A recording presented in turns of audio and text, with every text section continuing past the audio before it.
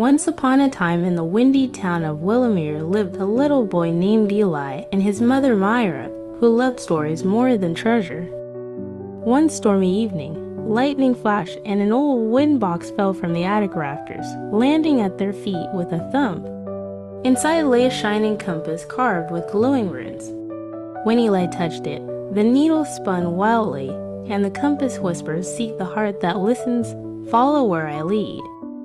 The room filled with swirling wind and shimmering light, and in an instant, Eli and Mira found themselves standing in a glowing green forest where trees whispered in secret voices.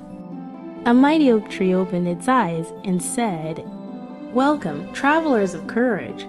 To leave this forest, you must solve 3 riddles for mind, heart, and spirit. I have no mouth, yet I whisper. I have no legs, yet I run forever. What am I?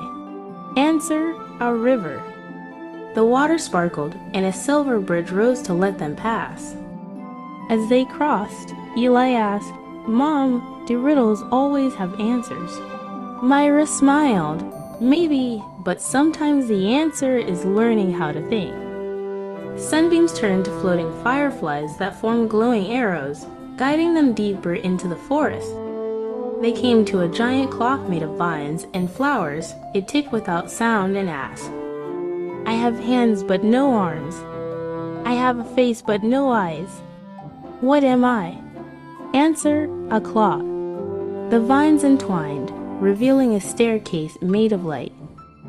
Every sound they made bounced back except when Eli whispered, "I'm scared." The forest went quiet. Mira knelt beside him and said softly, "Bravery isn't the absence of fear, it's walking forward even when you're afraid."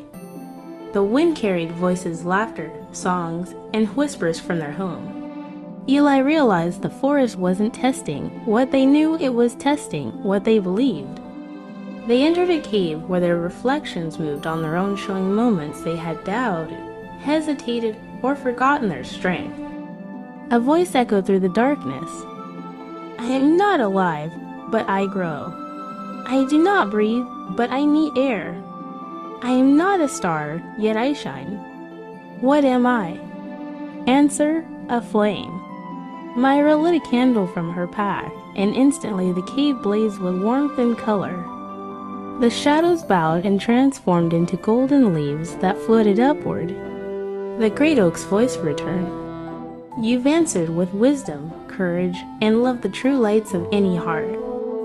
The compass glowed once more, its needle pointing toward the sky. On its surface appeared words. "Home lies where hearts understand each other." The forest whirled into a spiral of golden leaves, a magical doorway shimmering with light. Before they stepped through, the oak lowered a branch holding a tiny seed. "Plant this in your world, and the forest's wisdom will never fade." With a flash, they were home again, standing in the same attic, the compass quiet now, but still warm in Eli's hands. That night, they planted the seed outside their window. By morning, a small tree had sprouted its leaves, whispering soft riddles whenever the wind blew. Every evening, Eli and Mira sat under the tree, taking turns asking riddles, sharing laughter, and discovering lessons in every answer. As the sun set behind Willowmere, Mira looked at her son and said, "The best journeys don't end when you return, they live in how you see the world." The compass glowed one last time and whispered, "Every question is a doorway if you have the courage to open it."